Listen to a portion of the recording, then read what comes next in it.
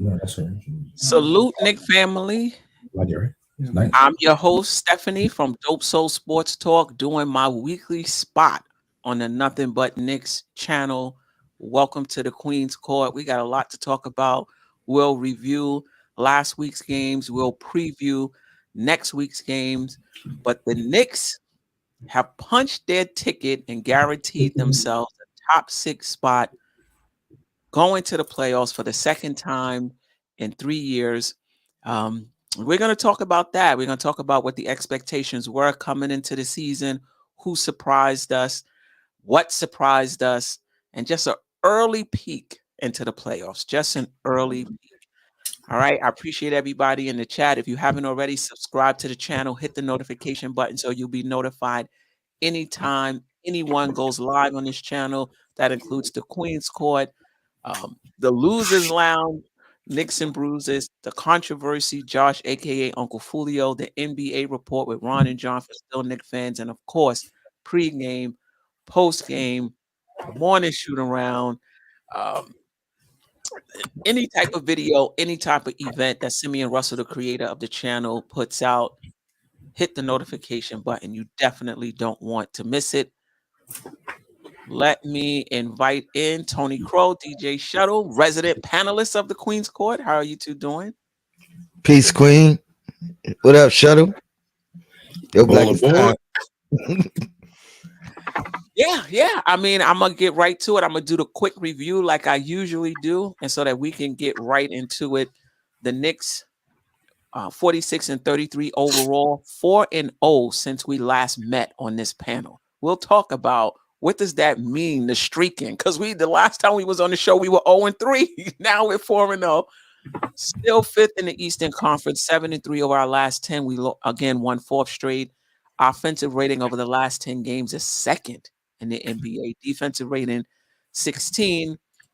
We beat Houston, Miami, Cleveland, Washington. Oh man, it's just a good week for the Knicks. The Houston game, which shouldn't be a big game, but after losing three straight, it was. It was a big game for us. We were able to pull that out going into Miami. We had a little bit of a cushion already going into that Miami game, but with an opportunity to extend it, the Knicks were able to do just that. And then Cleveland, the first game, if I'm not mistaken, that we played without Randle. Some concerns about how we would do, who would pick up the slack. This is our potential playoff team matchup, in the first round. And the Knicks came out and just really took care of business. Brunson returns to be 100%.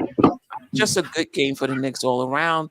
And then Washington again. Guys were able to come out, put together, a decent performance in the first half, but a really good performance in the second half. Let's talk about your thoughts for this past week. What or who stood out for you? if there's a man, I can't even say a who because Mhm. it's the team. You know what I mean? Like it's really like that next man up thing is real. You know what I mean? I'm sure we'll get into it, but we lost Randall. But guys have stepped up in his absence. RJ missed the game. Guys has stepped up in his absence. But That we've too. seen that all year long, right? A guy goes out, and the next guy comes up and steps up and fills a void. So I think the main thing that kind of stood out this week is we're for real. Like we're for real, and then we clinched, which is another proof to me or evidence that Mhm. we're for real. And I don't think we take our foot off the gas to end this season. You know what I mean? Like there's a chance to still solidify fifth. There's a slimmer chance of getting fourth. I think we're gonna put ourselves in the position to do both. Now, obviously, we need help for the fourth seed. Yeah. DJ Shuttle, I muted you. Yeah, take it off. Thank you. So I think to Tone's point, there was enough players that stepped up across the board that it's really hard to just identify one particular player. Uh, but what I will say is beyond these 4 games, maybe like the past 8, 9, 10 games, Grimes has really, raised his level versus compared to the other players. They more or less have done what they've done this week before at some point on some kind of level of consistency. But it's like, all right, here we are at the end of the season where you think a young guy like Grimes might be taking a dive, playing basically a full season as a starter. And instead, you know what? He's closing real strong. So, and aside from Grimes, I definitely want to point out the coach, Coach Tibbs, the much maligned Coach Tibbs, when faced with, Randle being out, and what's he gonna do? How's he gonna handle it? Crazy thing on the sideline with RJ and Obi. You know what? He puts the right lineup in. He pushes the right buttons. There's beef on the sidelines. He says, "Listen, it's a team. It's no big deal." And for all that you may question about Tibbs when it comes to X and O's, that man is a good leader of men. And when you're a head coach in professional sports, that is what you need to be best at. So Coach Tibbs gets my award for Player of the Week. Okay, all right. Salute to Uncle Freezy. I appreciate you joining us. All tied up. All right. I mean, the tie itself. I think a lot stood out for me, actually, Randall going down and how the team responded in his absence, particularly in that Cleveland game. That stood out for me. Brunson proven that he's 100%, or if he wasn't 100%, digging deep to give us the performance he gave us against Cleveland. A reminder for those who might have forgot that he's a good player, as well, and ascending, in my opinion. The play of Isaiah Hartenstein over the past week has really stood out for me, and that's been more than this week. I think probably since the West Coast, maybe the West Coast swing. He's the player who I thought. And Freezy, remember who was the guy, EG 5000 or whoever it was, Freezy had on the show at the beginning of the season. Oh my God. I was like, I'm high on him, but this guy was like just over the moon. And finally, I'm seeing, other than the 3-point shooting, which Tony pointed out on his show earlier today, I'm getting what I expected from iHeart in terms of the rebounding, some block shots, but mostly his playmaking and how the offense moves a bit better when he's in there. So that's stood out for me as well. Queen, remember there was a panelist that was calling him Baby Joker. Yes, I remember. I forgot who his name was though. Wonder who that was. Let me give DJ Shuttle his flowers, because I also had to shout you out earlier when we was having our Heartless night. So shout out to Phil from the Knicks Morning Brew, or the Morning Brew crew. You know what I mean? They're high on Hartenstein as well, but I definitely had to let them know that you might be the president, or at least you will claim to be the president. You know what I mean, of the fan club.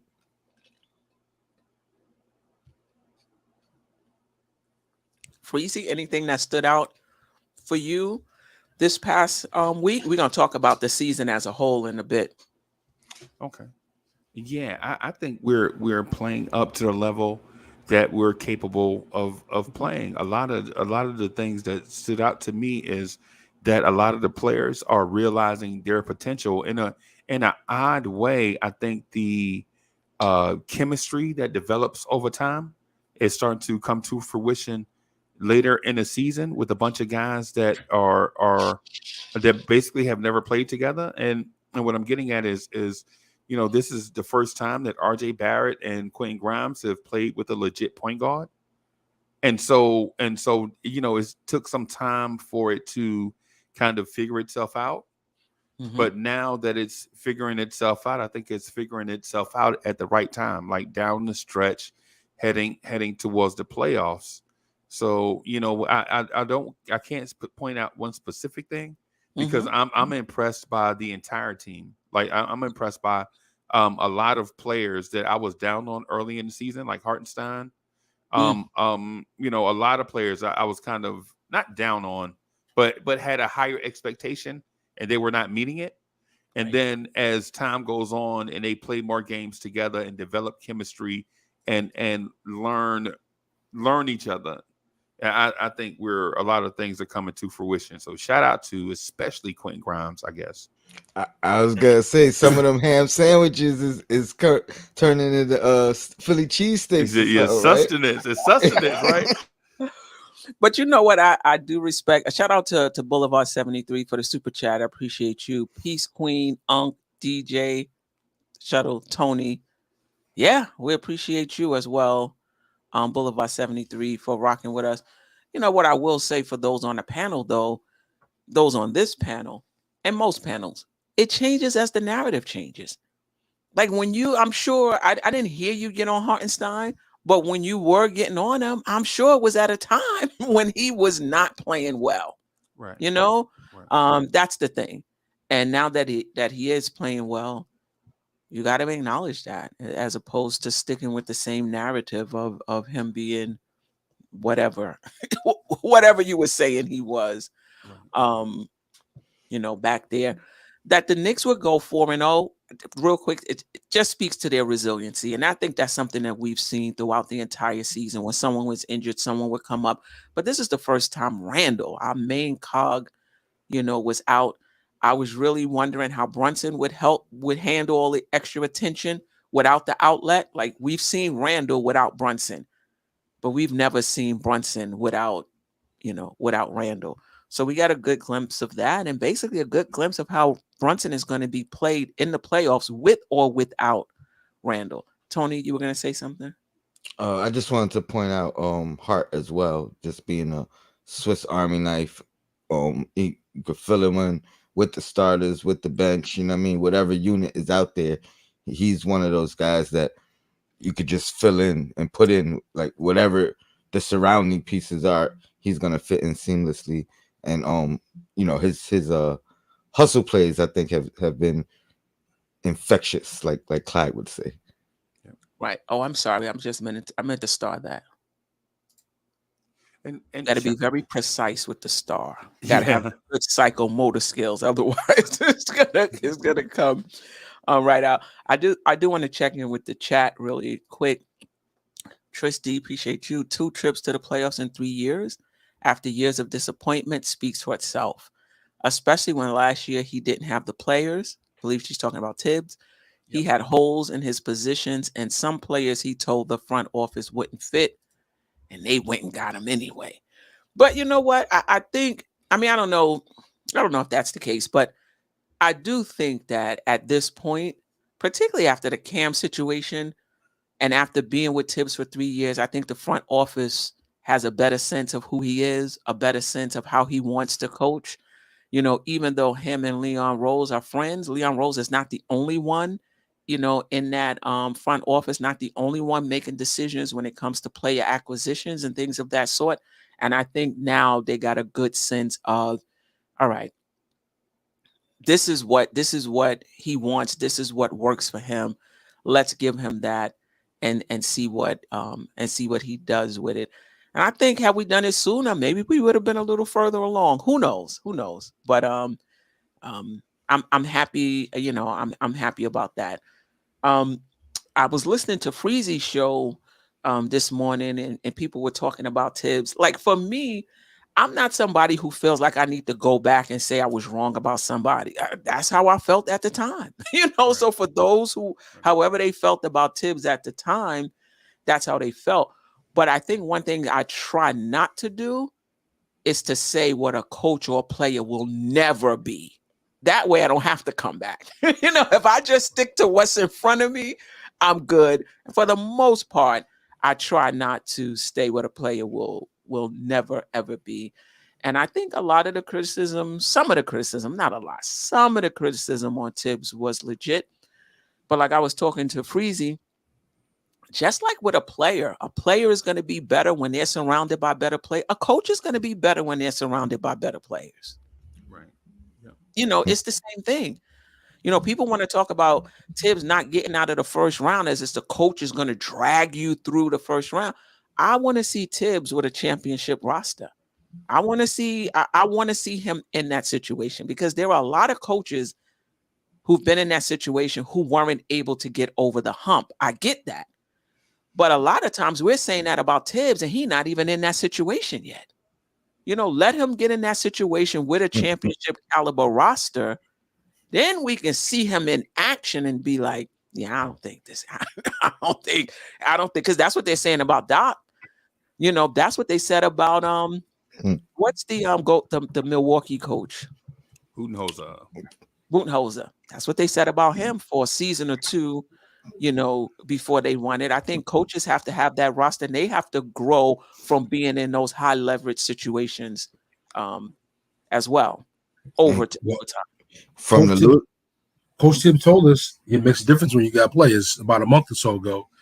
He said that flat out in the post game. So, you get better players, you get better results. I mean, you get a better car, you drive better. Right. Yeah.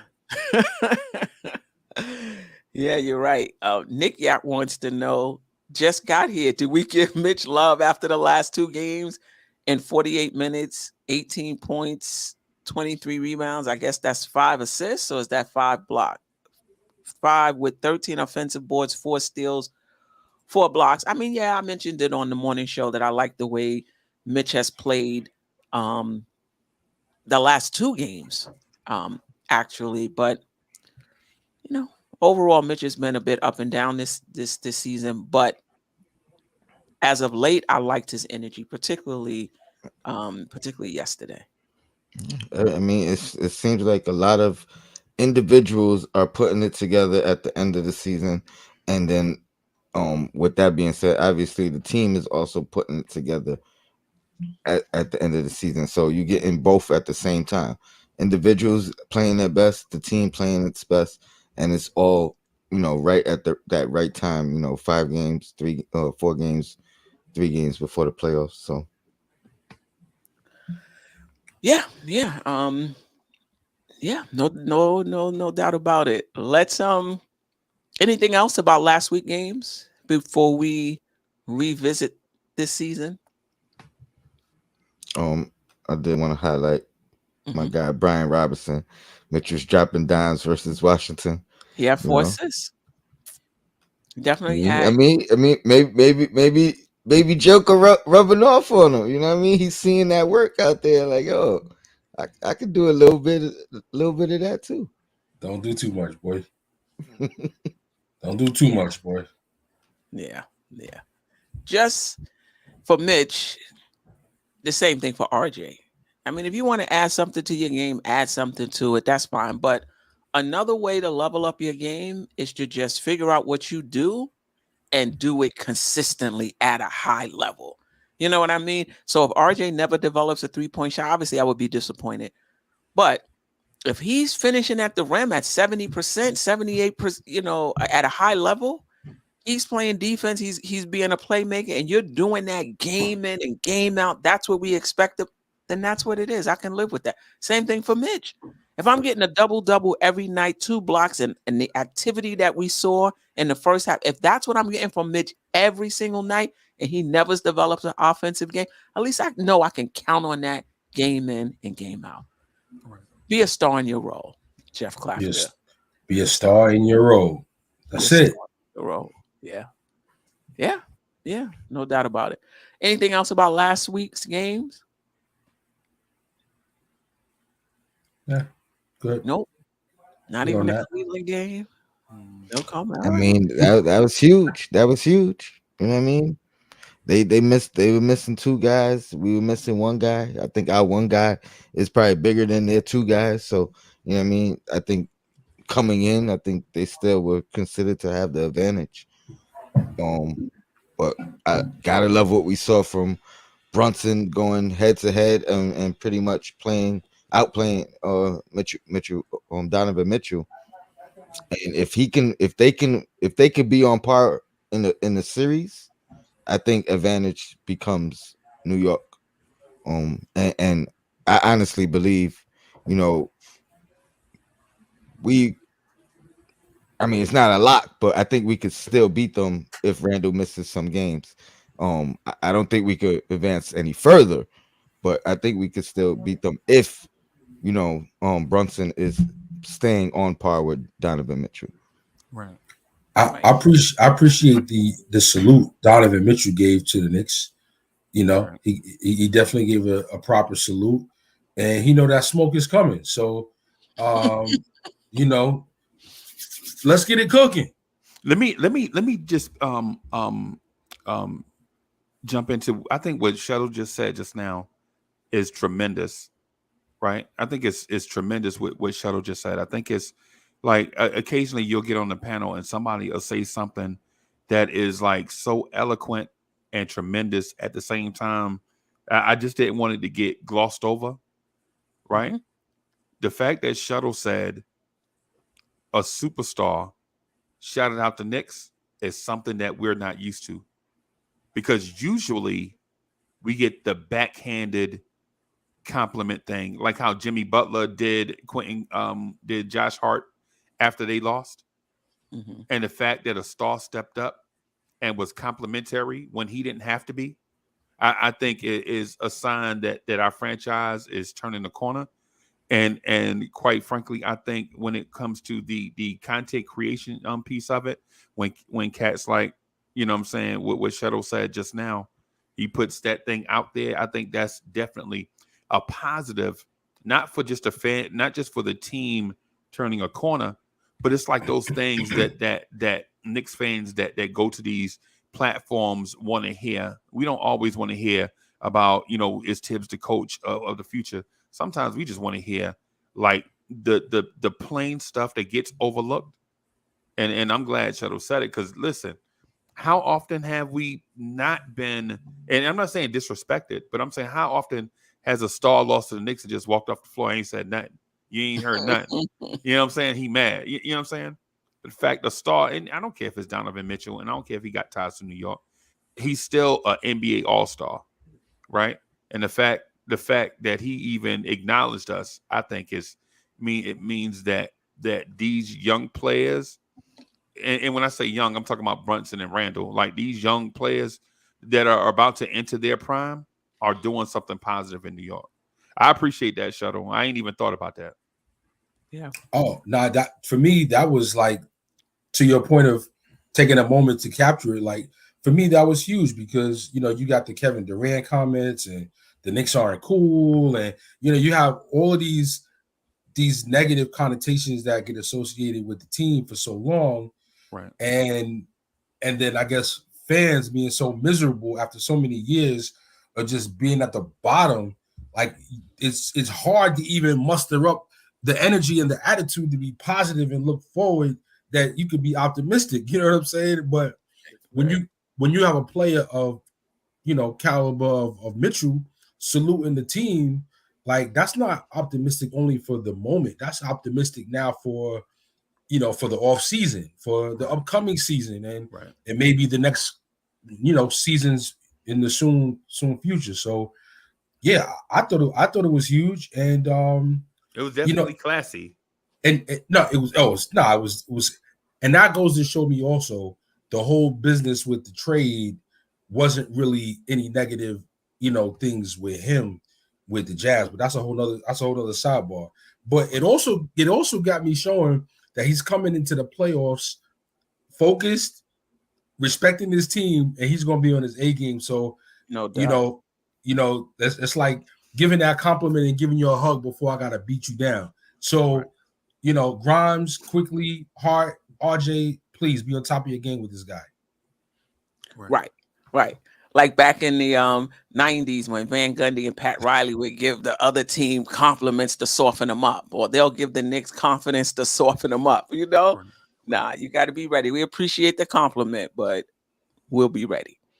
There we go. But There we go. right, that's a good segue. Though obviously we're gonna do a season recap once all of this is over.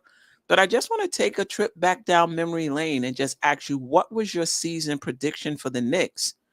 And have the Knicks met or exceeded it with 3 games left, having already clinched a finish in the top 6?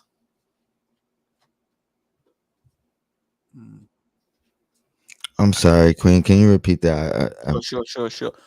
What was your season prediction for the Knicks? And have they met or exceeded it with 3 games left, having already clinched at least a 6 seed. I think I was overly optimistic in my prediction, so they kind of like right on par with what I predicted.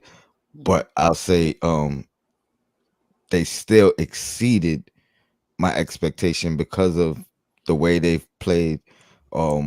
Individuals have definitely exceeded my expectation.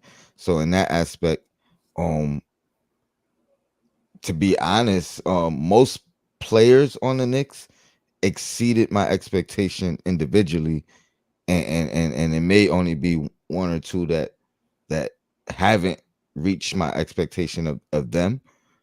But all in all, the team is right where I thought they could be. Here's the thing. Me saying that back then, I felt like everything had to go right. Where everything hasn't gone right. So I feel like we can still even be better. You know what I mean? Like there's still certain guys that can put little things together that could change the dynamic of this team.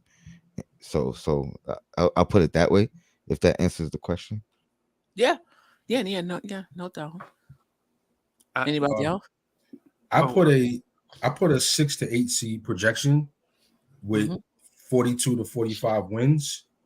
So the seeding, obviously, with likelihood to finish 5th, is definitely exceeding slightly, and the wins will probably be maybe 2-3 wins above. So a slight, exceeding of my expectations. But by far, Emmanuel quickly has been light years ahead of what I expected from him based on what he's done the prior 2 seasons. And he clearly stepped his game up. Defense, less erratic shots. His field goal percentage has improved. And the areas why I didn't project better from him were all areas that he did improve. Obviously, Cam Reddish was a huge disappointment. And iHeart had a very slow start compared to what I expected. I pretty much expected what we've seen the last 5-10 games is what I expected all season with improved 3-point shooting. So he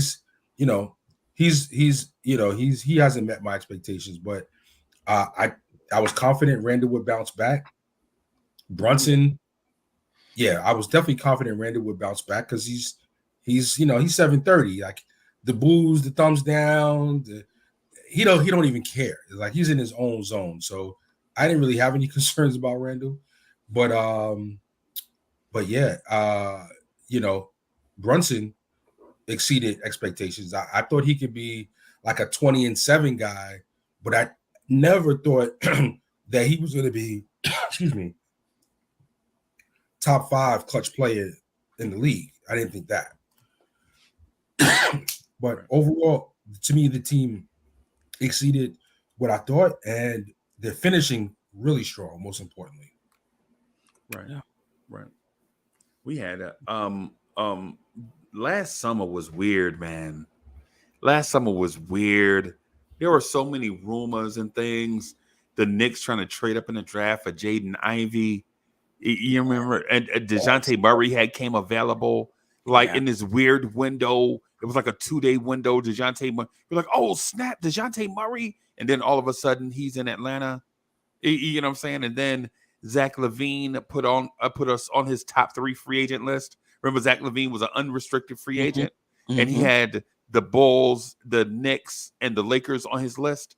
And the 2 teams, and we're in the top 2 were the Knicks and the Bulls. And it's like this summer, and then all of a sudden there's a rumbling that a star out of Utah might be available. And so it's all of these things and then we're like, oh snap. The fat guy from ESPN, the dude that looked like Pineapple Express, what's the dude from Superbad? The dude that looked like the dude from Superbad from ESPN? Woj. No, not Woj. No, not Woj. I'm talking about the big guy, the LeBron chaser dude. Windhorse. Windhorst was like, yeah, this is the summer that the Knicks are going to get a star. And remember, he had been saying it for all those years. And we were like, oh, snap, this might be the summer. You know what I'm saying? We might legit get a Zach LaVine or a DeJounte Murray. And then there's the rumblings of a Donovan Mitchell. And then so as the summer like played itself out, like all these expectations, and then it's like, how much money is RJ going to get for his extension? And like all these questions, and then EG 14,000 comes on the show one night and says, hey man, you know, this guy Hartenstein might be Jokic. And it's like all these like narratives.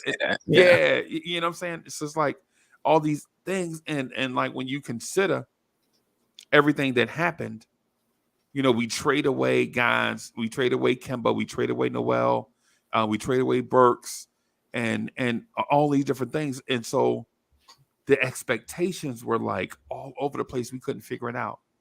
And so I told the Queen Bee, no lie, I told the Queen Bee last summer that there is a path where the Knicks could win 50 games, and there could be a pathway, if everything broke right, that we can make the Eastern Conference Finals. It was a Friday night. I'll never forget. It was a Friday night. She and I were talking. And when I said a pathway to Eastern Conference Finals, I think the chat legit was outside my door with with like torches and pitchforks. Because how dare you say, you know, try to pump us sunshine. But I was like, you know what? I don't know. Even though I'm still apathetic because of the Donovan Mitchell trade, not that we didn't get him. I'm talking about how the process played out. Just frustrated me to a point where I was just like, I just give up, right? Because it don't take 8 weeks to do a trade like that, bro. It just don't, especially when there's no basketball going, no travel involved. Everybody, it don't take it. So I'm apathetic about that still. That's a personal thing. I don't expect other Knicks fans to be like that. I just, you know, yeah, and that's my personal thing I have to get over. But in terms of the expectations from last summer to this one, I still think, you know, let me say this. Let me restate it. I thought when we got Jalen Brunson, I thought he was a Smurf. And I said it, right? I thought he's going to be, you know, 18 points, 6 assists, be a complimentary player, but we needed to upgrade the 2 and the 3 in order for Brunson to get to that 25 points per game. Well, I'm wrong, right? I'm wrong. Every human being that has ever breathed breath has been wrong about something, right? But so in terms of all of that, Queen Bee, I'm not going to lie to you.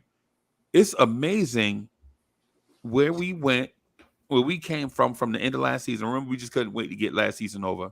We got tired of seeing a backcourt of Burks and Fournier. Who starts Burks and Fournier as a backcourt, right?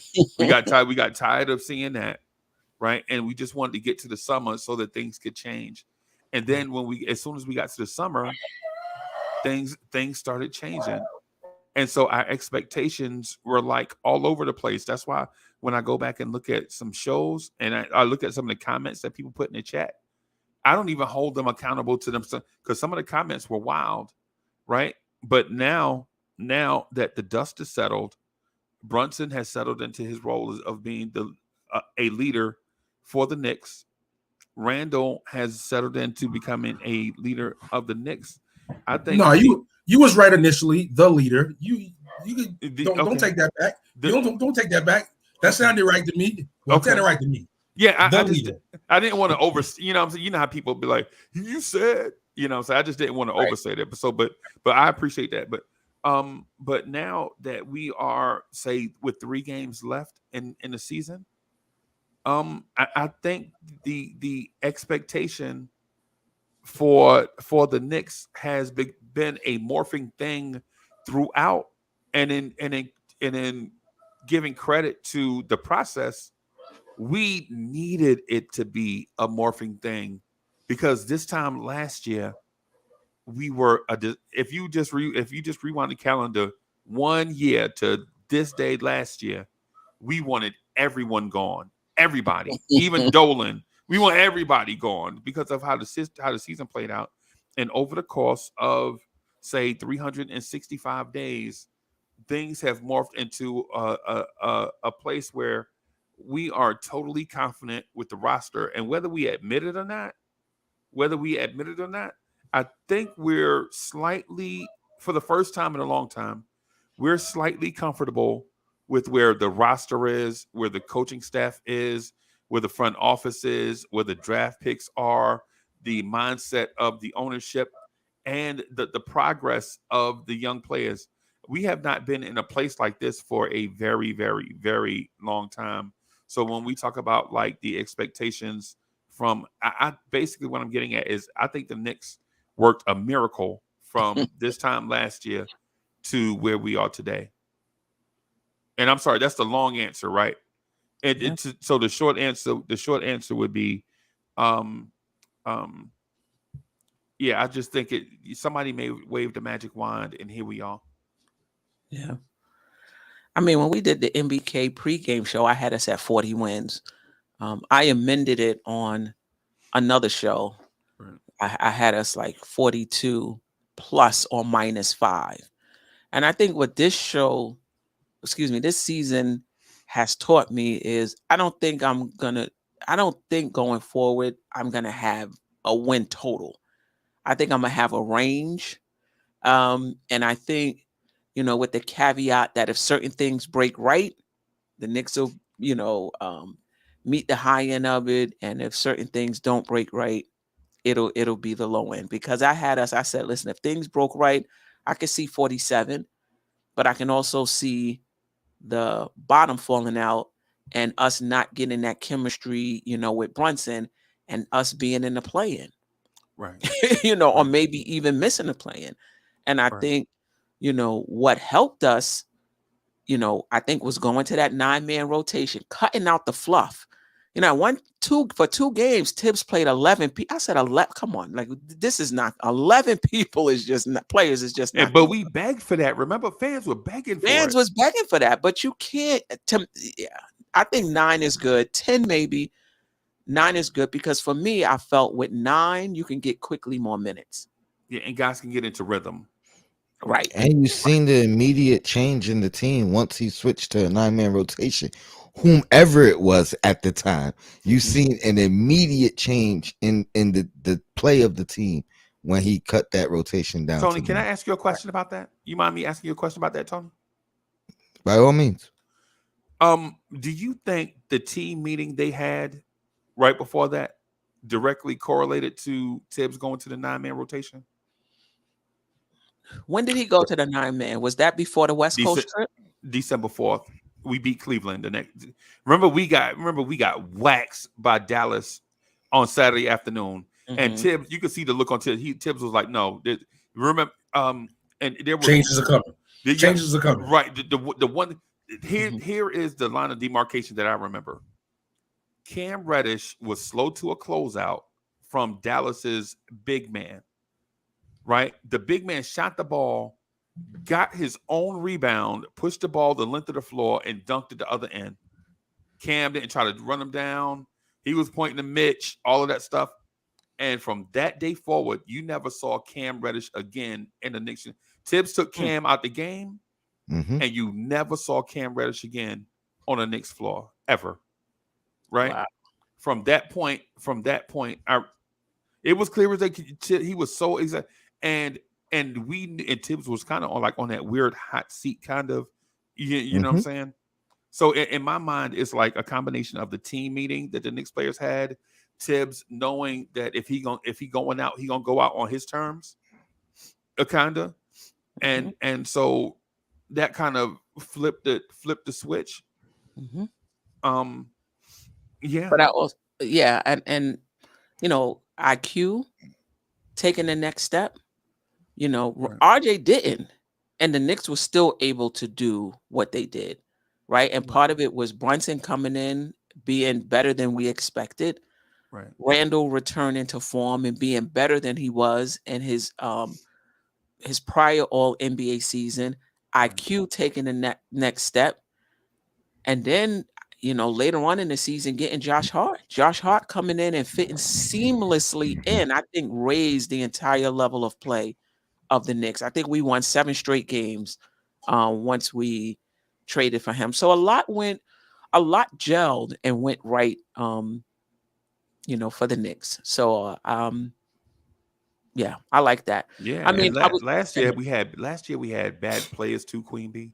yeah. Last year we had bad players, and bad players can drag down what good players do on the floor. I think that gets understated. Like Mhm. legit, when you have bad, selfish players on the floor, and when somebody's trying to do what the coach is asking, and another guy is out here just trying to get his, it Mhm. kind of like, and you notice when some of those guys were gone, the team looks totally different. Like a addition by subtraction, kind of. Mhm. Mhm. Mhm. And I also think a lot of our young guys, some people will look at a McBride and a Grimes, and I don't know who else you want to put in there, and say, look what they're doing now. They should have been in there 2 years ago. But I Quickly, disagree. I think, quickly also. um, Well, maybe, quickly broke the mold from the beginning, and No, I think but there's I a think that was the proof in Tibbs saw it from the beginning. You know what I mean? Like mhm, typically, especially Quickly's playing style, um, right along with Tibbs, you would have thought Quickly would not see the time of day. Right. And Tibbs adjusted and said, you know what, those shots, them threes, he practices those. So Right. I gotta, you know what I mean, and I see him putting in the work in practice. So if he's doing that in the game, I gotta allow it because he's doing it in practice.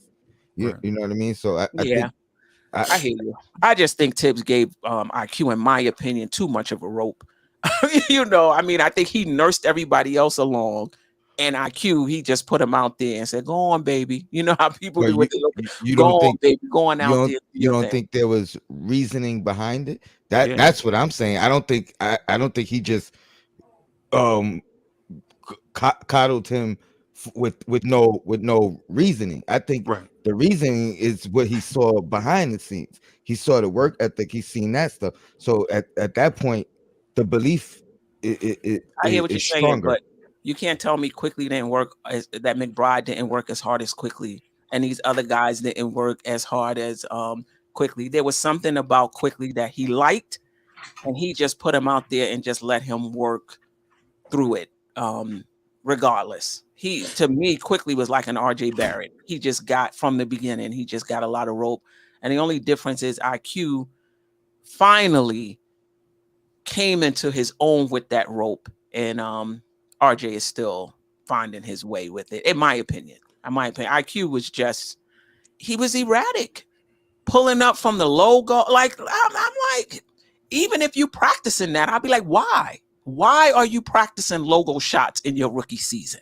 You know what I mean? Like, but for whatever reason, though, Quickly, what I wanted to see from him, decision making, shot selection, he dialed that in this year, in my opinion.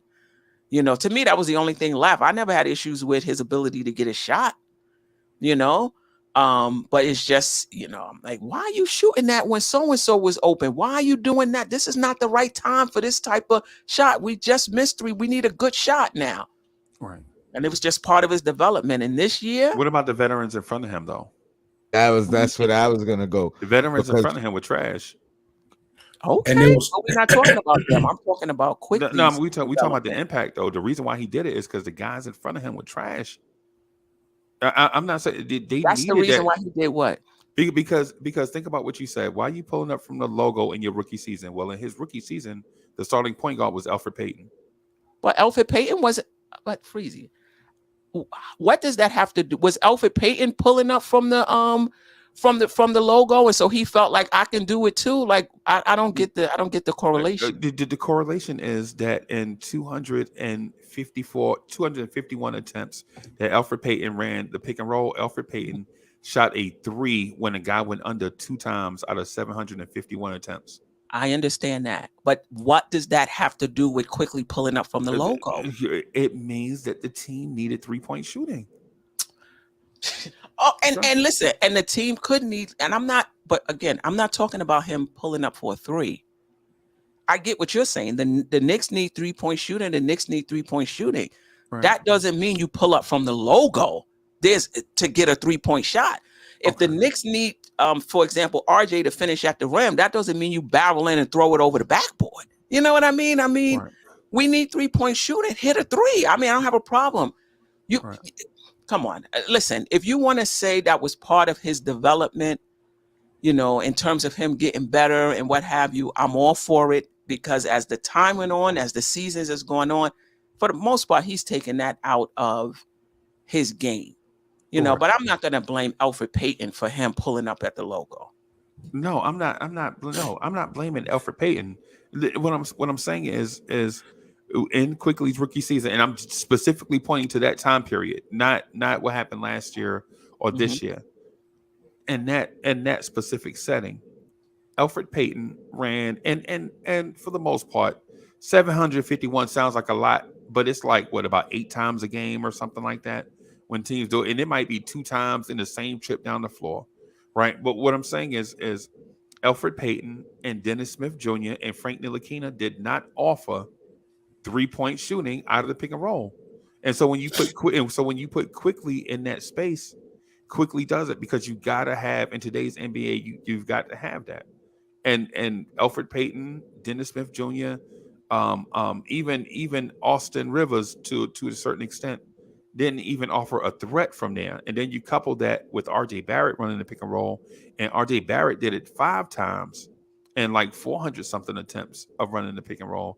You got a backcourt that didn't pose a threat of 3 when running the pick and roll, nor did they pass to the roll man to get the roll man a look. They barreled to the basket and threw up those weird looking shots that like all of us got frustrated with.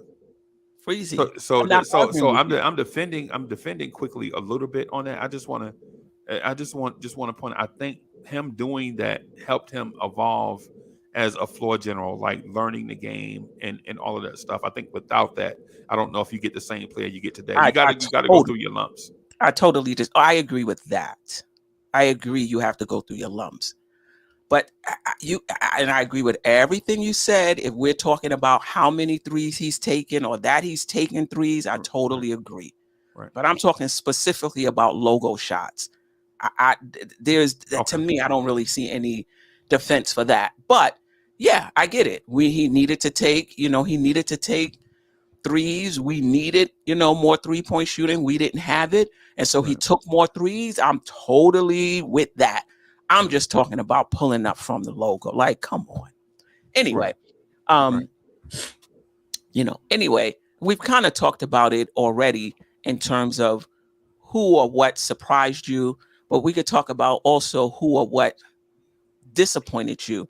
I can't say, well, I guess I could say Quickly surprised me a little bit, just in terms of how quickly, no pun intended, he was able to get better as far as decision making and shot selection. So I do think that was a surprise. I can't say Grimes is a surprise.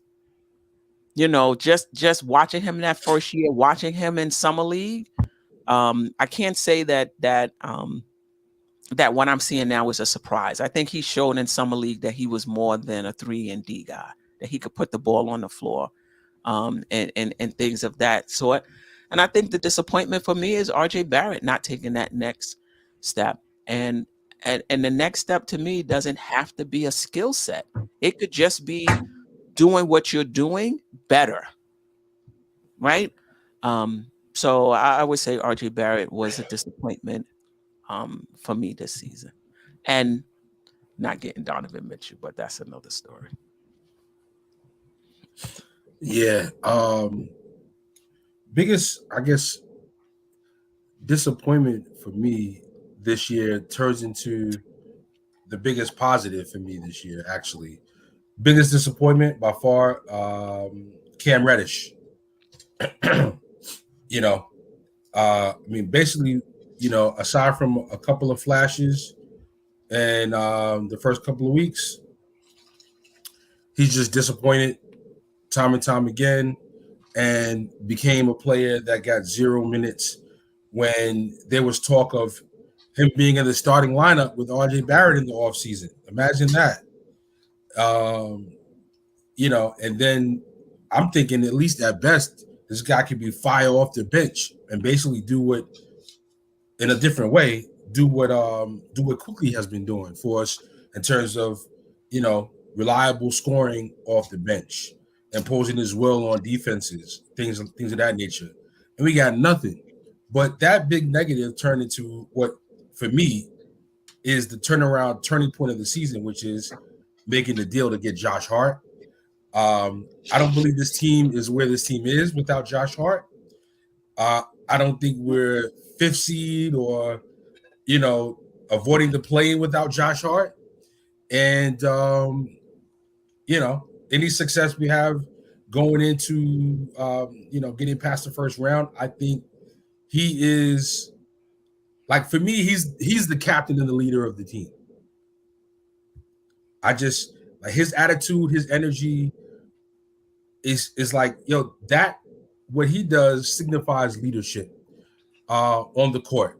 And man, this guy gets re-signed. You have an off season coming back. He gets a chance to put a stamp on it. We absolutely turn a negative into a positive with this Cam Reddish thing. And for me, that's the highlight of the season. Wow. All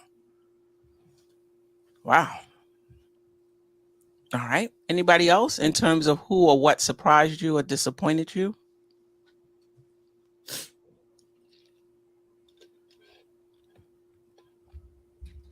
I did mention Quickly. I'll mention it again because I was very hard on him, and you just got to salute Quickly because you just have to. You know what I mean? He kept us in games. His performance probably won a couple of games, and it's going to be it. At the beginning, when he was doing well, I was like, all right, great. We can trade this guy. It'll be great. We'll get something back good. Now it's really going to be tough letting this guy go. Right. It's going to be very, very tough to include Quickly in the deal at this point. Like, you're going to have to get something really major in a deal for Quickly. That's a good thing. Yeah. The disappointing thing to me, I was trying to find the Alfred Payton number. I'm just leave it alone. But the disappointing, he's out of here. He ain't even an NBA player. But the disappointing thing to me is the RJ Barrett progression or lack thereof in year 4. It feels like to me that RJ Barrett has stalled at a place. And I'm not saying that he's not a good NBA player because I love RJ Barrett. Mm-hmm. But the disappointing thing is when this team is looking to take that next step, RJ Barrett's progression is not taking the next step with them. Like right now, if I asked y'all who the third best player on the team is right now, I think a few of us might say Emmanuel Quickly as opposed to RJ Barrett. True that. You know what I'm saying? And so I don't want to throw shade at RJ because y'all know I like RJ. I was on the show with Sam Russell one night and I said we should amnesty Joakim Noah and tank for RJ Barrett. And the cat named Who's Mark yelled at me for like 30 minutes, like, who is RJ Barrett? Right. So I'm not saying that I dislike RJ. I really like RJ. But the disappointing thing is in a league that features young stars year to year to making that next step, you know what I'm saying, and showcasing the young star. RJ, who should be in that group, in my mind, has stalled, and I constantly look for positives to put him in that group, and those positive things are for instance, every time I want to say that RJ Barrett's offense is getting better, he gets blocked by Dean Wade, who's not even a defender. Dean Wade swatted his shot out of bounds. right? In the Cleveland game, and every time I look for like the positives, well, maybe his 3-point shooting is on the way. It just, you know, and I don't know if RJ Barrett has reached his ceiling, or maybe I had RJ Barrett in megastar status, and I should have, and as a Knicks fan, maybe I had him in megastar status when I should have just looked at him as just a very good NBA player. And there's nothing wrong with being a good NBA player. No doubt about it. Yeah, RJ is hard to be on my disappointed list because I haven't really thought that highly of him. To me, I said he was Luol Deng, and people were like, "Yo, you're crazy, you're wild."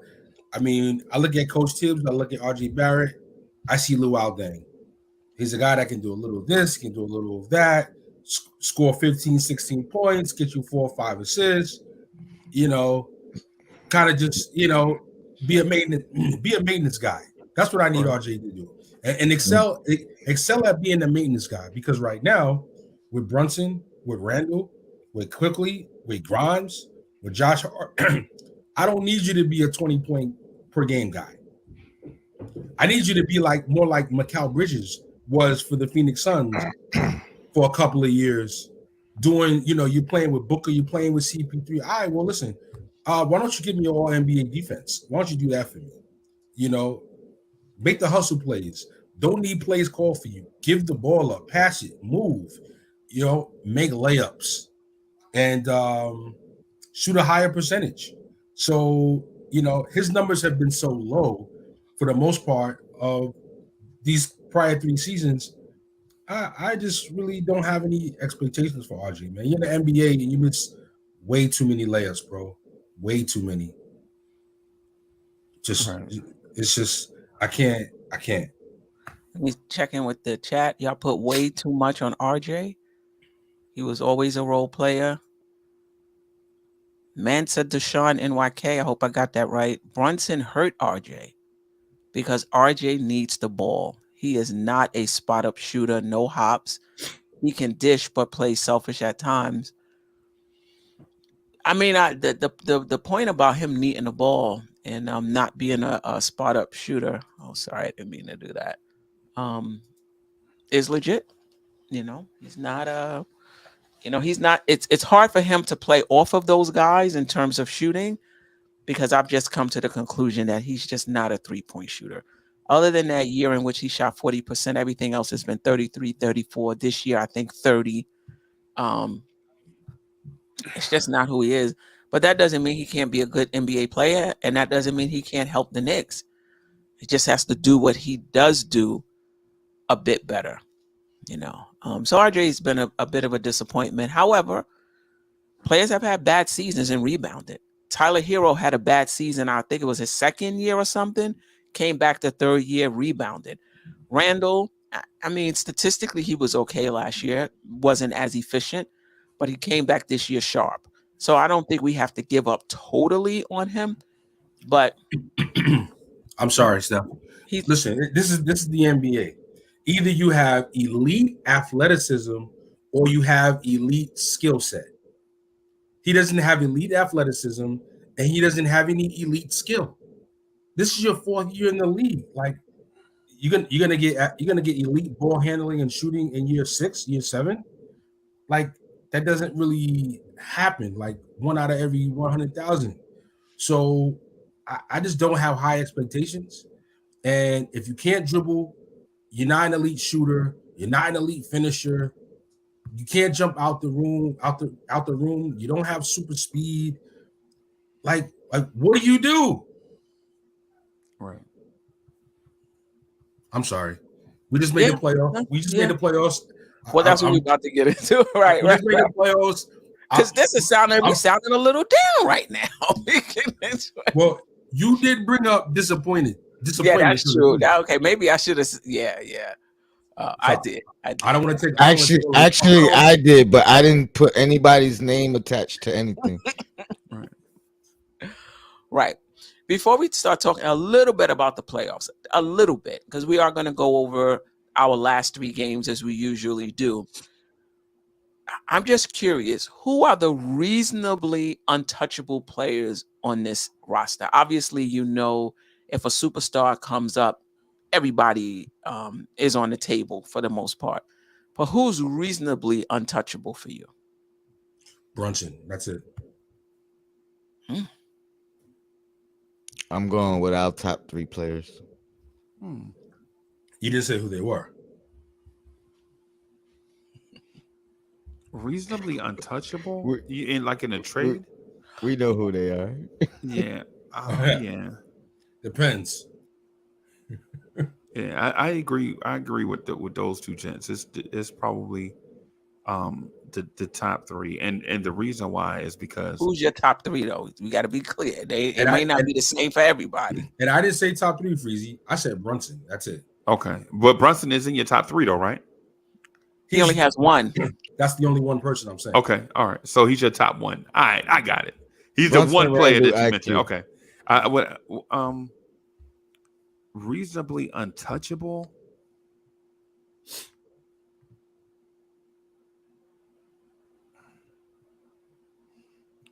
I don't know because it depends on who we're getting. If it's like a Lucas type scenario, then everybody can go. That's what I mean. Reasonably untouchable mean other than a superstar.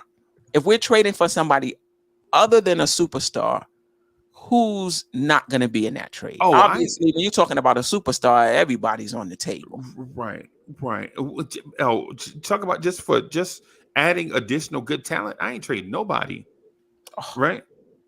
I mean, Fournier maybe, but the thing is even though Josh Hart doesn't have worldwide, what I'm saying, league value, right? He has it with us. You know what I'm saying? So would I include Josh Hart in the trade for somebody? I don't know, because Josh Hart gives us a thing that we've been missing for so long. He also has a player option this year, so can't even really trade him. Yeah, no, I understand. I get it. Obi maybe only just to free Obi, right? Not because I dislike him.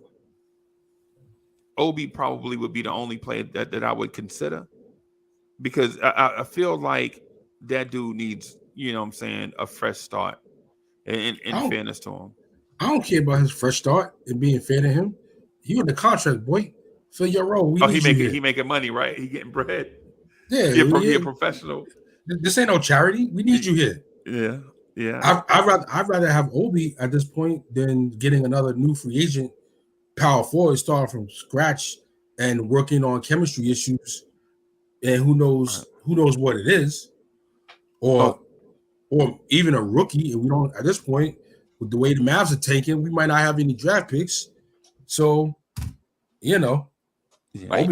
Obi gonna get that exercise by the team option, and he gonna be back here in the same role, 12 minutes a game. Yeah. Well, okay. For me, it would be Randle, Brunson, IQ, Grimes, and Josh Hart. The rest, if a good enough trade comes up, You didn't say Mitch. Yeah. Yeah.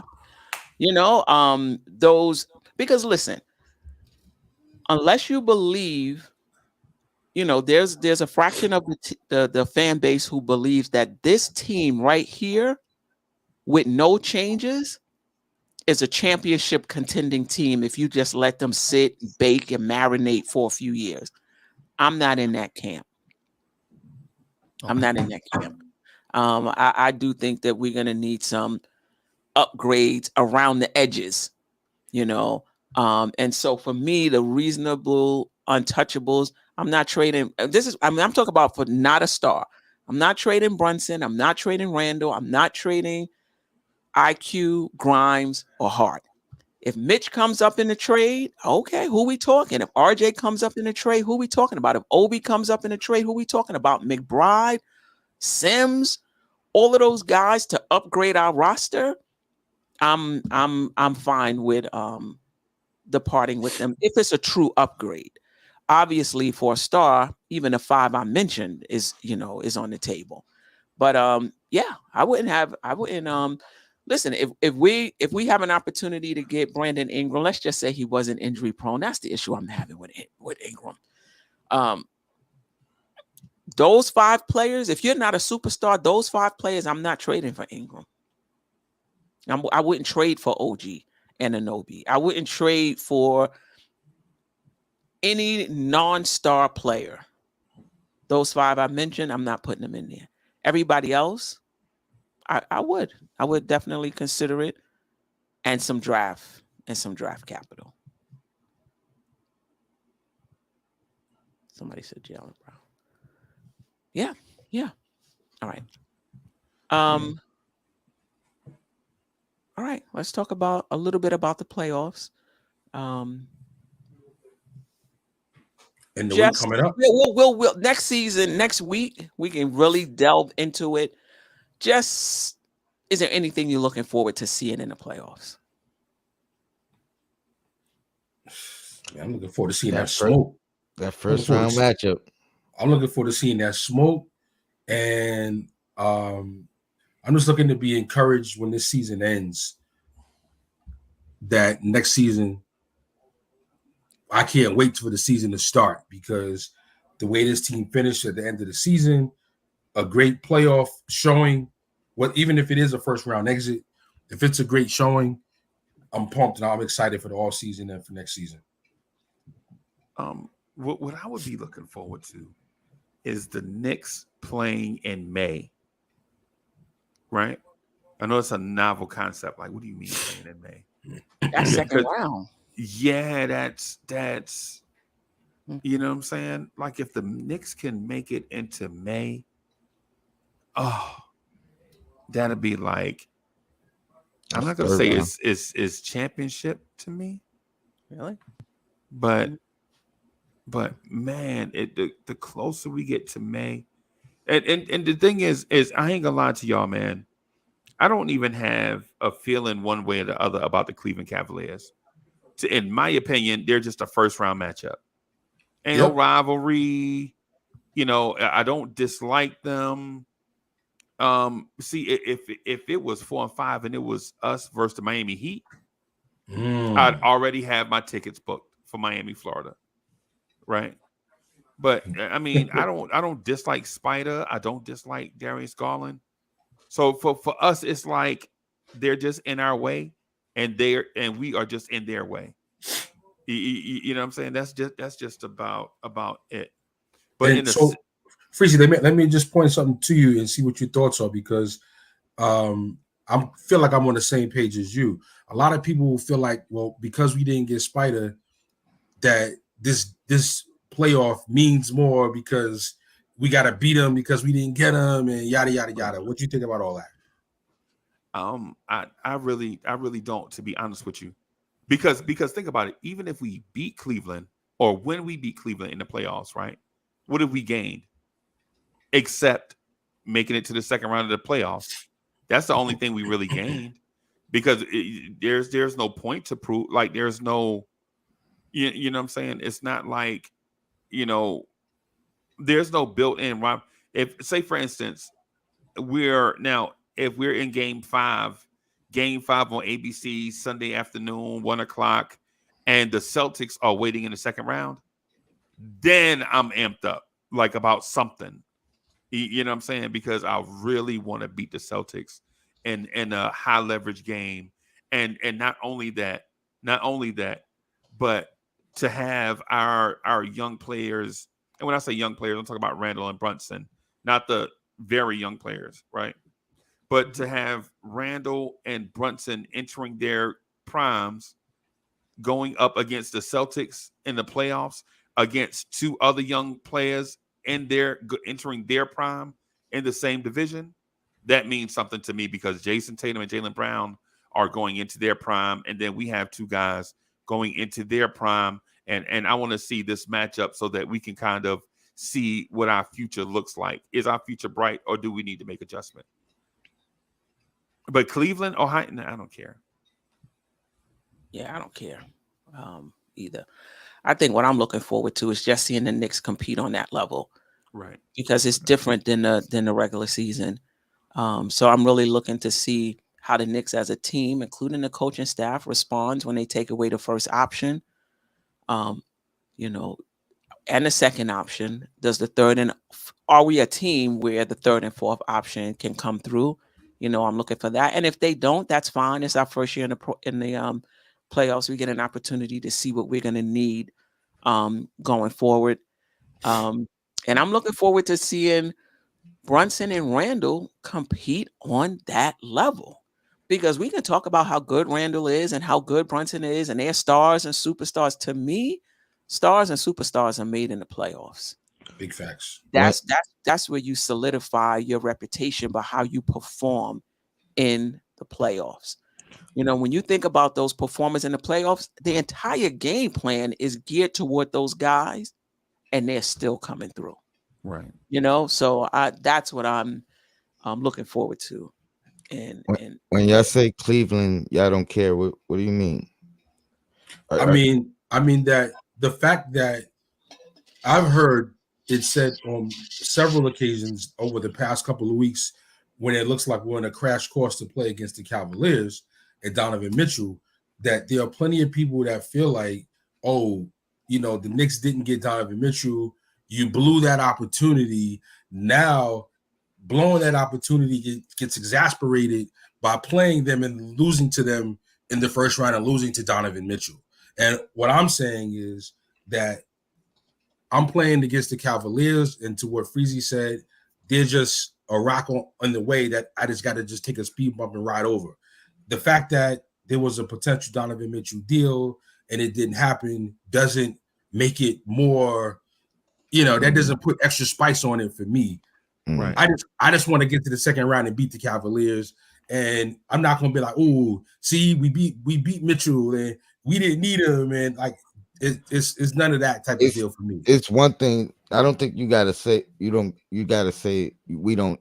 Oh, this is evidence that we didn't need him because we beat him. But me personally, I'm looking forward to that matchup. And part of the reason is the narratives, because it can't be ignored, right? It's it's going to be talked about one way or another, whether we win or whether we lose. Especially if we lose. Yeah, I mean, but if we win, I think I was trying to ask you guys, because I think there's going to be a narrative where it's downplayed if we win. You know what I mean? People, certain people are going to point to the Brunson Mitchell matchup from last year in the playoffs as evidence for whatever. Obviously, if it's a similar matchup again and similar outcome, they're going to give Brunson his credit, but they're not going to give the Knicks their credit, because they're gonna look at Cavs as they only have Donovan Mitchell. The rest of these guys were unproven, etc., etc. So that's why I was wondering what you meant by, like, you don't care about Cleveland, like, were you saying the real test is beyond them, or were you saying nah, to me Cleveland is super legit. I mean, at the end of the day, Mobley's official, Jared Allen's been an all-star, Garland's been an all-star. To me, that's a talented roster. They're better than us, and their record proves it. Yeah, right. But they also unproven, if you will. They also a lot of what their thing is, like, nobody is expecting the Cavs to win. You know what I mean? They're not under that same tier as the Boston team, who have consistently been in the playoffs, consistently made runs to the finals, the Eastern Conference Finals, with those two young guys. Same thing with Philly. Like they have more expectations. So that's why what I mean, I think it will be downplayed. Maybe not to by us, but like mainstream media. If we beat the Cavs, it won't be looked upon as that much of an achievement because of their stature compared to the 1, 2, 3, the top three teams, I guess. It's the New York Knicks fans that I'm talking about. Okay. Right. and the Cavs, they're a different team, but kind of under the radar like the Hawks a couple of years ago, and they do have enough talent to fly under the radar and go to the Eastern Conference Finals. Right. You know what I mean? So, that's why, like, to think, oh, well, we have to win against the Cavs because of the trade. It didn't happen. And we should have made it. And that whole narrative, that's where I'm coming from with it. Right. And to me, Cleveland is just another team that we're playing. All of that other stuff, like you're talking about, to me doesn't factor into me. Right. They're just our first round matchup. Because let me tell you something. For me personally, even if we beat them, we're not a championship caliber team. So even if we beat Cleveland, people are going to run with the narrative, oh, look, we beat them, so we didn't need Donovan Mitchell. And I'm going to be saying, shit, if we had him, we could have probably went even further than this. You know what I mean? So that's not going to change, anything, anything for me. Right. What if we beat him and he looks bad? Oh, good question. Because there has to be a world where maybe he wasn't the right fit, or maybe it wouldn't have worked. You know what I mean? Tony, let me ask you a question about that though. What if we beat him and he looks bad, like what you asked? But what if we made him look bad? Does your opinion change of it then? Or what if we beat them and he looks bad, and maybe he had something nagging and he was just off his game? Does the perception change between those two things I said, where he was off his game or we made him look bad? Do we look at it differently? I don't. For me, it's really, I think it's stuck where you were at the time of where you were for Mitchell. Like, my thing was, like, I didn't. It's not like I didn't want Mitchell, but I had question marks about bringing him in and the fit with Brunson. So, like, it's hard for me to change that stance either way. And then Queen, I think her stance was more of bring him in, we'll figure it out. He's a talent, you know what I mean? So it's gonna be hard for her to, like she said, even if we beat him, it's gonna be like, oh, what could we have done with them? You know what I mean? So I think it really, it's hard to change that for me personally to change my stance, because I had question marks. So you know what I mean? To me, I'm just like living in where we are. I'm okay with it. Like, I was I'm okay, okay with it either. before. And I'm not saying Donovan Mitchell was the only path forward to a championship. That was there are my multiple paths forward to a championship. I just think we would have been a bit further ahead. But there's always the possibility that a trade doesn't work out, right? Kyrie in Boston, it didn't work out. Kyrie in Boston, Kyrie in Dallas right now. Kyrie in Brooklyn, Kyrie in Dallas. Working out. So there's always the case that, you'll make a trade and something, and it doesn't work out. Shout to everybody that wanted Kyrie on the Knicks, though. Shout to y'all. Yeah. No, I didn't. Shout out to the Knicks trading for Evan Fournier. That was a free agent. That was a free agency. No, we got him in a signing trade. We gave Boston two. Trade. Yeah, we gave him 2 second round. Both things are true. But they made it. That's true. Yeah, they made it. That's true. Signing trade. We signed it because he was a free agent. That's right. That's right. That's true.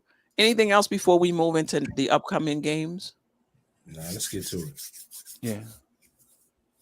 All right. All right. This is, we didn't go with the Knicks. Here we go. So basically, just a review: 2.5 games behind Cleveland, 2.5 games ahead of Brooklyn. Pretty much the Knicks, unless something tragic happens, should finish in the fifth. In that fifth spot. All right. So next week games, we play Indiana Wednesday, New Orleans Friday, Indiana again Sunday. Indiana doesn't really have anything to play for officially. They've been ruled out of playoff contention. New Orleans, I believe, is still battling for positioning.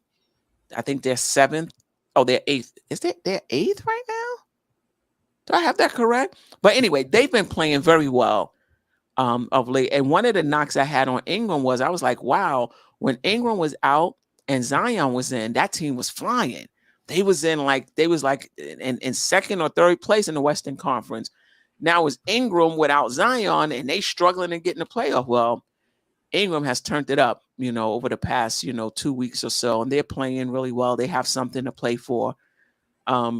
So that's going to be, a dogfight down in New Orleans. And Indiana, even though they're out of playoff contention, you never know. They're a young team.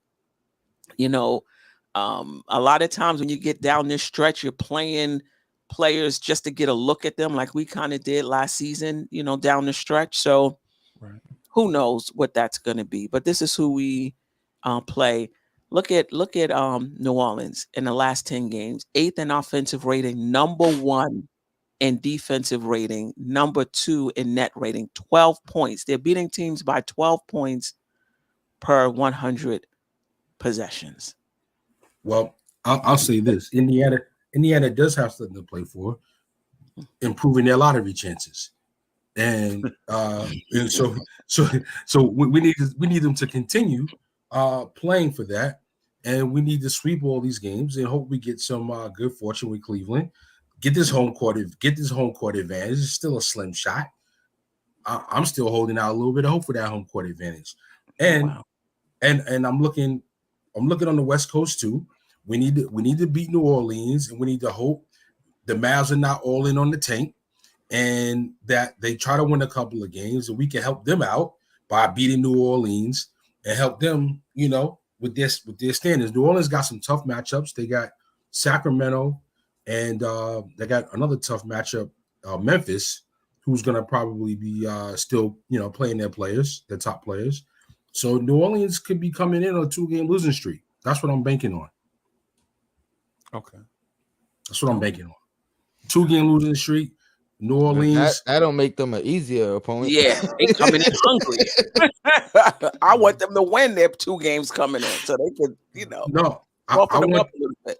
I want them to lose their 2 games coming in, and hopefully the Mavs are winning their games, so the Mavs still got a shot to bump up a little higher in the seating so we can get that draft pick. Gotcha. Stay with me. I'm working.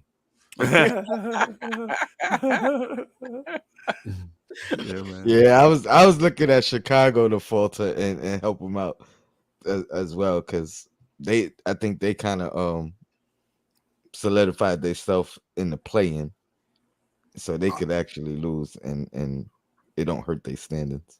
I wanted Mavs to lose some games, but damn, like they wilding. Right. But listen, it needs to be a 3-0 week. We finish this season up strong, and give ourselves a shot at that number 4 seed and home court advantage for the playoffs. Let's go, New York City. Right. Home court advantage changes things. Yeah, it changes, especially expectations. That's one of the first things I think changes. You know what I'm saying? Because we would expect to win those first 2 games at the Garden. You know what I'm saying? A split would be like, okay, we in a dogfight. But if we lose both at the Garden, now we thinking totally different. You know what I'm saying? But in terms of like these last 3 games down the stretch, my expectation is for the offense to continue to improve itself. You know what I'm saying? Like maybe the end result of the games are whatever. If we sweep Indiana and lose to the Pelicans, whatever. I mean, I don't care. The Pelicans are not as good of a team as us. They do have something to play for. However, what I would like to see, my expectation in these last 3 games is that you see our defense continue to try to improve, even though we're not a defensive team this year. We're an offensive team this year. Mm-hmm. But I would hope that we continue to move to play good defense in these 3 games, have everybody leave these 3 games healthy, have the offense continue to be moving towards being an elite offensive team, because that's what we've been working towards throughout the season. Have we been an elite offense every night? No, nobody does that. But in terms of for most nights, consistently, what I like to do is, for one, the thing I gotta see from the Knicks is the Knicks take at least 92 shots a game. When we're taking at least 92 shots a game, it's hard for teams to beat us, even play with us. When teams hold us in the low 80s, we're in a dog fight with whatever team. It doesn't matter what team it is, what their record is. When they slow us down, when they, like how Miami held us to 78 shots, and we were in a dog fight with Miami, and they scored all those points, that we should have we played Miami's game, and we should have been playing our game. But the cool thing is we beat them at their game, so that sent a thing to them to let them know that we're better at this point. But I wanted to see the Knicks continue to get better with these 3-point shots. I want to see the threes continue to fall.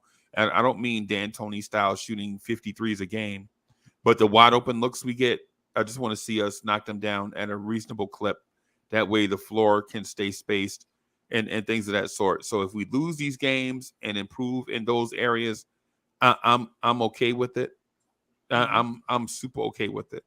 I just want to see the progress that we make continue along that path. So by the time we see Cleveland or in New York, whenever, that the team will be hitting on all cylinders. Because once we play Cleveland, the games against Indiana and New Orleans wouldn't even have mattered.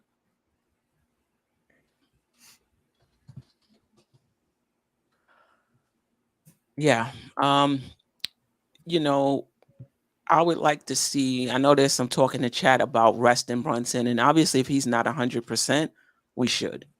But if he is 100%, I think he should play. And the reason I say that is because we're playing without Randle. This is the 5 games we have to develop some sort of chemistry with the guys that we have, this particular rotation that we have. And I get it. Guys have been stepping up all season. So if we have to sit somebody, we'll figure it out. But I would like to go into the postseason with a little bit of rhythm. We're 3-0 right now. The Knicks are streak. They can lose against Indiana. And next thing you know, we 0-3. Right. Heading into the playoffs. So I would definitely like to see everybody play if they're healthy enough to do it. I think Brunson has got enough rest in terms of all of the games that he's missed.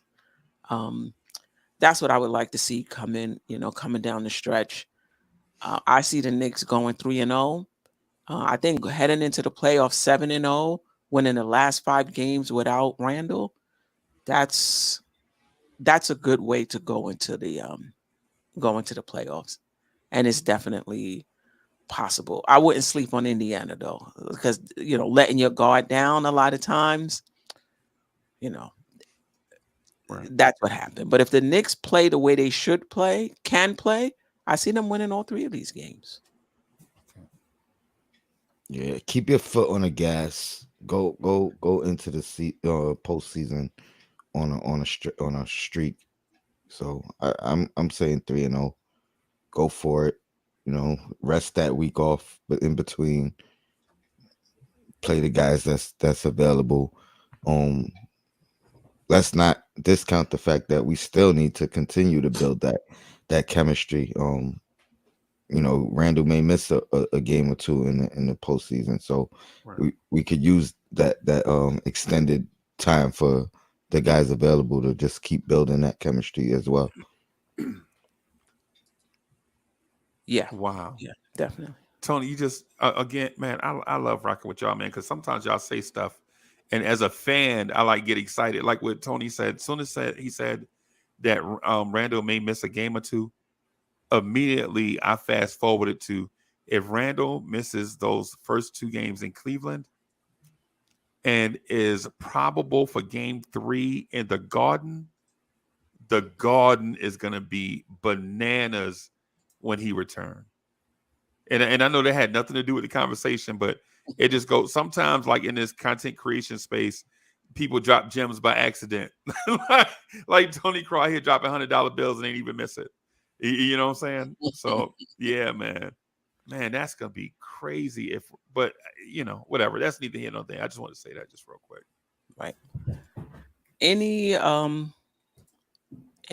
last words? Anything we didn't talk about that you want to talk about before we get out of here? I just want to say it's been a great season, Queen, rocking out. It's been a great season for the Knicks as far as I'm concerned. 45, 46 wins, over 500, looking at the 5th seed, maybe a 4th seed. For me, this has been a season to be excited about. I had to bring the Knicks Vibes Only shirt back out. You understand? I had to bring it back out, and I'm excited that we're going into the playoffs. I know sometimes, especially myself, even when we're doing well, still finds things to be critical about. But please don't get it mistaken. It's been an exciting season. I'm excited heading into the playoffs, and I'm looking for the smoke with these Cavaliers. Yeah, well, yeah, it should be a good one. Anyone else? Nice panel tonight, Queen. Yeah, always mixing it up. Shout out to the chat. Appreciate you guys. And your Blackest Time. Yeah, man. Yeah. Anybody wanna y'all wanna shout out your channels or not really? Everybody kind of know what it is. Yeah, man. Shout out to everybody. Yo, just really quick. I think this season was a season unlike any other. I think this season is memorable like Knicks tape. But I hope the season won't end like that. You know what I'm saying? Where guys have injuries that stop them from playing 100%, like like Tyson Chandler. You know what I'm saying? I think we're going to be pleasantly surprised with whatever the outcome is. Whatever the outcome is, I think Knicks fans are going to point back to last year as a fluke and not the standard. I think after this year, we're going to look back at last season as an injury-riddled season with a bunch of mishmash parts that didn't work. Right. But point to the year before that as the standard, and this year as the standard, and come to grips with this organization and this team being a playoff caliber team every season going forward. Yeah, and I think this is where it gets harder, right? It's hard to get here, but staying here becomes a challenge as well, because this is not our first year here, but every year there's a team that falls out of the playoffs. You know what I mean? And last year was us after having been the year before. But to your point, Freezy, I just feel like we've crossed over. Yeah. I just really feel like where the organization is right now and the way the roster is right now, that we are a perennial playoff team. But now the expectation hits, to improve the team, to get better. Like, we're happy that we have the 5th or 6th seed. Next year, if we get the 7th, it's going to have a different feel. And if we in the play-in next year, you know what I mean? So I think staying here. It's a sweet spot though, because we're in the 45 to 50 range wins with a gang of draft picks and a roster with young talented players that our top 5, 6, 7 players are basically all ascending. And Shuttle 2. And two, the thing that's very understated is we have time. All of our best players are under contract for the foreseeable future. Yes. on nice contracts. So Randle ain't going nowhere, Brunson ain't going nowhere, RJ ain't going nowhere. And so while we have, and what I mean is time with these players.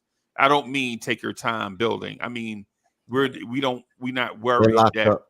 Yeah, basically our best players are locked up for the foreseeable future. And you said, the players, they're getting better as time goes on. I mean, Brunson, I believe it's Brunson, right? His contract is actually declining as it goes on. So let's not even forget about little tidbits like that will help us And Mitchell Robinson. improve the roster. What'd you say, Freeze? And Mitchell Robinson's contract is descending also. It's descending. How many more years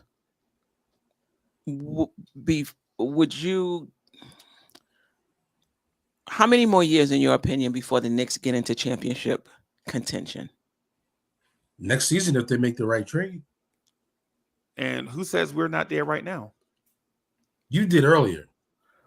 I did. Well, we'll see in the playoffs. I think the playoffs are going to tell that story. I did. Yeah, I think the playoffs will tell us exactly where we're at, and then it will also in turn tell us exactly what we need, what we're missing.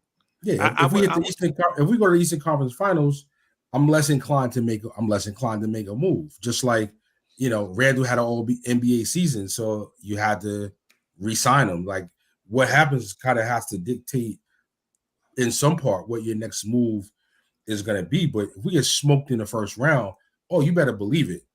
The talk of trades is going to happen immediately. We go to the Eastern Conference Finals, and we're going to be overpaying to keep Quickly and Obi. And Josh Hart. But I was just going to say really quickly, I guess I'm a little bit on the believing that the Knicks are in that championship window right now. And it's because when I see the teams that are in contention for championships and in our conference, we go toe to toe with them. I'm not going to say they fear us, but when we played Milwaukee, it took Drew Holiday 2 step-back threes to ice that game against us with Grimes all over him. And if it's taking Hail Marys to beat us on your floor, then I think we can compete with you. I don't want to even mention Boston, right? I think we can beat Boston. Now, in a series, it's something different. Of course, everybody knows that. Yeah, everybody knows that. But when we're talking about in championship contention, if we were not in championship contention, we would not even be able to stay on the floor with those guys. That's what I'm getting at. So maybe it is me double talking out of fear, but in terms of the practical side of it, the Knicks, they can beat the Bucks in a 1-game scenario. They can beat Boston in a 1-game scenario, right? I think we can beat Philly in a 1-game scenario, and if that's the case, I feel like those are the teams that are in championship contention in our conference. So maybe we're in the conversation, but my fear is the fear that a lot of Knicks fans have. We've lost for so long, and we carry some type of emotional baggage because we were bad for a lot of years, and now that we're good, it's like the transition from your team being bad to your team being good, and the fear of getting embarrassed if you lose, kinda. You know what I mean? I know that sounds crazy, but that's where I'm at. Yeah, with it. I hear that. That's my feeling of it. I'm not saying that most fans. Right. For me, feeling that we're not in, I think the window has cracked open. But for me, feeling we're not in championship contention is not a PTSD thing for me. I think it's a talent thing. It's about knowing that the playoffs are different, and I'll have a better sense of this team when we get there. I will say that you can get to the Eastern Conference Finals because you got hot. That doesn't necessarily mean that you shouldn't make changes. Or you got lucky. Or you got lucky. Right. So that may, I think we have to look at how we got there and is it sustainable? Like if Randle and Brunson is playing at a high level, you say, yo, this is sustainable. Right. We might have to get a few other pieces, around them, but this is sustainable. If it's just we got hot and we were shooting 50% every single game, I don't know how sustainable that is. And there were upsets happening on the other side of the bracket where we don't play those beasts. Yeah, you know what I'm saying? That's a lucky part too. Like I don't care. I feel like every team every year gotta have a little bit of luck. You know Yep. what I mean? A little Yep. bit of you know what I mean? Things just going their way, favorable matchups. Like to me, that's part of the league, and that's what makes it. Every year, I think you never know who could come out.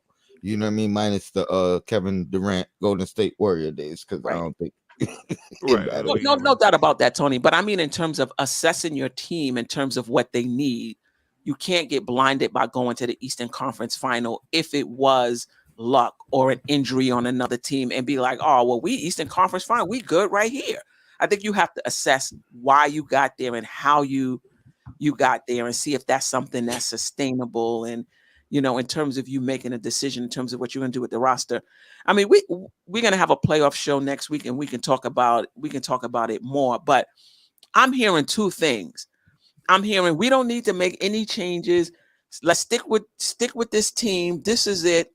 And then I'm hearing we're going to be championship contenders next year. And I'm like, you guys must really think that the guys that we have are going to become those players in 1 year. Well, think about who's the number one team out west in the Western Conference. I just want to mention right now it's Denver. Denver, right? We beat Denver twice this year. We beat them in their house and we beat them in the Garden. And with that, basically what I'm getting at when I say stuff like that is if we can compete with the big dogs in both conferences, then we should at least consider ourselves in a conversation. Now, I'm saying a puncher's chance. Right, Buster Douglas. We can at least be Buster Douglas for one night. Yeah, I hear what y'all saying.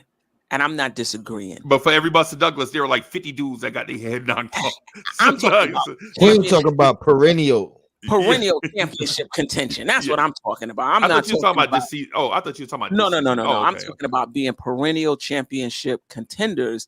You know, I hear on one thing, nobody is tradable. Let's just keep everybody we're saying. Then on the other hand, people saying, yeah, we should be a championship contender next year. And I'm like, I think something has to give.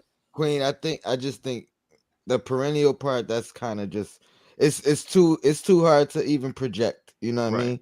Because you look at the best teams throughout the league. Like there's no guarantee of coming back. There's no guarantee of like a repeat. You know, the other teams get better. You could be a championship team, but guess what? If that team just improved, maybe now they're the better team. Maybe now, you know what I mean? So I get what you're saying. In the conversation, Boston has been in the conversation for years. Milwaukee has been in the conversation for years. They have generational talent, though. They have a generational talent, and we don't have one. That's the reason why. Okay, all I'm saying is, what's it going to take? How long before we become perennial contenders in that conversation year in and year out, like Milwaukee is, like Philly is, like Boston is? Right. How long before we become in that conversation every year? All right, this is what I generational talent, and you're there right away. All right, so basically you're saying that. Okay, so now I'm saying we got to be perennial playoff threats to before we could get to, you know what I mean? That's how Boston got there. That's how Philly got there. It wasn't like, oh, they're perennial championship threats. They were perennial playoff teams, and you seen what they needed, what they went through. I'm not arguing with you. I was just saying, how long do you think? Well, I say we got to be in the playoffs 3 years in a row, 4 years in a row. You know what I mean? Like, that's what it's going to take. Like, that's what we've seen from these other teams. He's saying that's the baseline, right? I agree. You got to be in the playoffs 3 or 4 years before you can be considered. I mean, even I'll give it to us, even without 2 out of 3 right now, that's a good start. But now next year we got to make it 3 out of 4. You know what I mean? Like, and then we'll start getting there.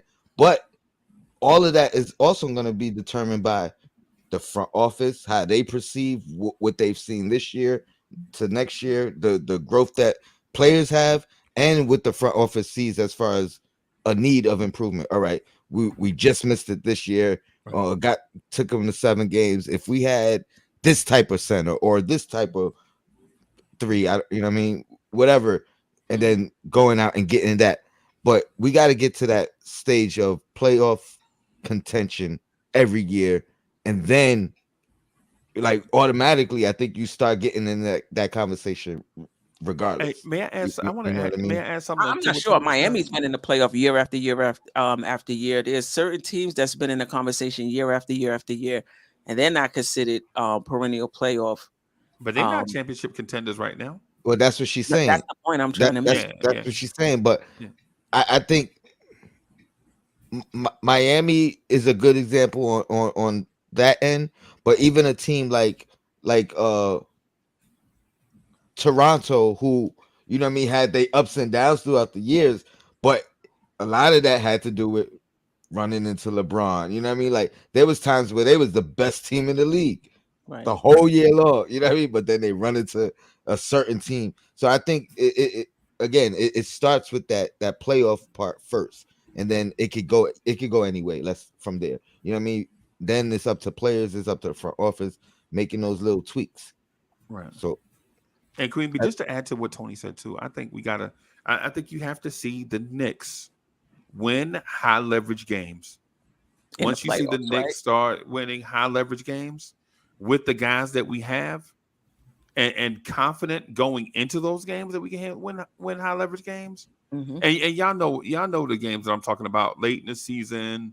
Say there's a seeding, there is seed at stake. If we knock off such and such team, we'll take their seed and they'll fall. Once we start winning those type of games, I think you'll really know that we're in championship contention, right? And not winning those games by say one guy getting hot, but the team as a whole coming together and winning those games as a team. And quite frankly, I think we're closer than what a lot of Knicks fans think we are. The only reason why we can't prove it yet is because the playoffs hadn't started yet. Right. So once the playoffs get here, we can prove it. Right. Because I think we'll have a better sense of Randle and Brunson. I mean, we have a sense of them in the regular season. We saw Brunson in the postseason, but we've seen guys have a good postseason one year, right? Right. So I think we'll have a good sense seeing them in the playoffs. We'll have a good sense of do we already have that on the roster? And Queen, I think there's an argument that could be made that you can't be a perennial threat as far as championship until you win the first championship. You know what I mean? Because you talk about those Perennial guys. Championship contender. Well, Not champ. Yeah, contender. Yeah. I know, but I mean, even those like the Boston teams, it's still like a hump that they got to get over, right? No you doubt, know what I mean? no doubt. It's Philly. It's like a hump. So it's like until you get that first one, you can't even talk about perennial. You stuck in that perennial playoff part until you get that first one. Right. But I think there's perennial playoff teams and there are perennial championship contenders, like teams that have made the playoff. Like I still think all of them are playoff teams, but a few have separated themselves like Atlanta. More. Like Atlanta be in the playoffs every year, but they ain't doing that. Right. They're not a championship contender. Yeah. And no disrespect to Atlanta. Shout out to Damon and we talk Hawks and all them. I ain't shading y'all. I'm just saying. You know what I'm saying? You can kind of, you know how, hey, DJ Shutter, you know how when your team good, you can kind of see it with your chest. Right. This is an unfamiliar feeling to me, so I'm saying it with my chest now. I haven't been able to do it for like 20 years. So, hey, listen, poke it out, poke that chest out. Yeah, man. Yeah. So shout out to Tony Crow, DJ Shuttle, Uncle Freezy joining me today. Everybody in the chat, I appreciate you. Subscribe to Tony's channel, Knicks and Bruises, if you haven't already. Subscribe to Blanche Tears, Uncle Freezy's channel, if you haven't already. Subscribe to Dope Soul Sports Talk, my channel, if you haven't already. I also started my audio podcast. Wherever you get your podcast from, Spotify, Apple Music, Google, wherever you get it from, I'll be there. iHeartRadio. I dropped my first audio podcast today. Just a recap of the game against Washington. But there'll be more content to come. And Freezy, if I'm not mistaken, has an audio podcast called NBA 360. Yeah. Yeah. It's but man, it's buzzing, man. I'm so excited. I'm almost to a point where YouTube, bro. I'm thinking about it, man. Like, why do YouTube when that over there is like popping like ozone? You know what I'm saying? But I just want to say this one thing real quick. Man, if y'all not checking out Tony Crow Losers Lounge, y'all are bugging. Yeah. Y'all bugging out, bro. If you're not checking, it's like a mix of comedy and bullying and like laughs and all this stuff. And it's like a different take on everything that Knicks content creators have done. It's like the most original thing that I've seen in this space, man. And so, man, y'all make sure y'all check that out, man. Look for the alerts for it. It's definitely something that you're gonna be looking for. It's dope, a dope concept. Yeah. Tony's one of the most creative people that I know. So yeah, it's good to see that concept get off the ground. Like you create something in your head and then you give birth to it and just see it take off. So kudos to you for that. Yeah. Appreciate it. Shout out to Sim for sharing the platform as well. After the post game, we try to get the Losers Lounge like 30 minutes after the post game. Yeah, man. Love it. Yeah, man. All right. Anything else? Otherwise, we out of here. All right. I'm on. All right. Peace.